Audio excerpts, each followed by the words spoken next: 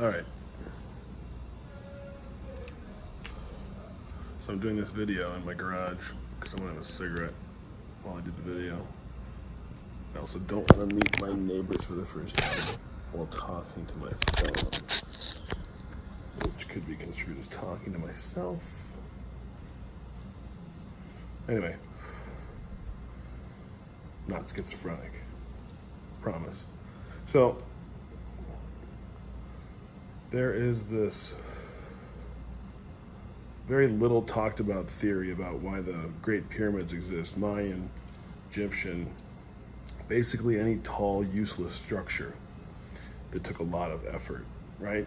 So people are like, is it aliens? Is that where the alien ships land, right? Or is it an electric power station?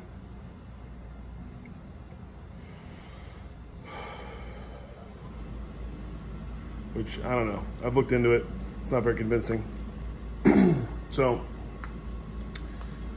what's a theory that works across all the buildings, that does a pretty good job of explaining them, right? But, okay, here, listen. So, it's augmented grain storage theory. So the theory goes, you get a bunch of people together, they start working together for a common cause. That is not starve to death, right? Number one thing.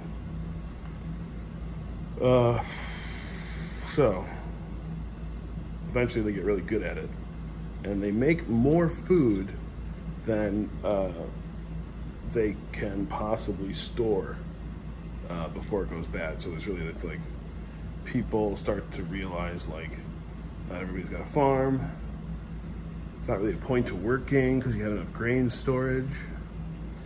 You get lethargic, you get restless. That's what happens when you stop working.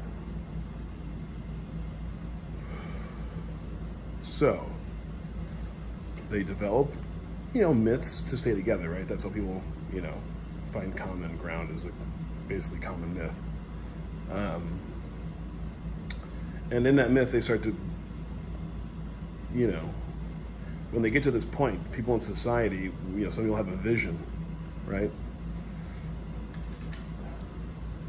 Should we just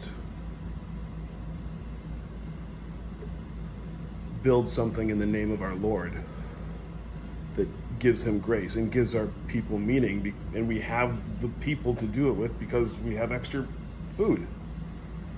So it's augmented grain storage, you see. It's people looking for something to do because they got too good at making food.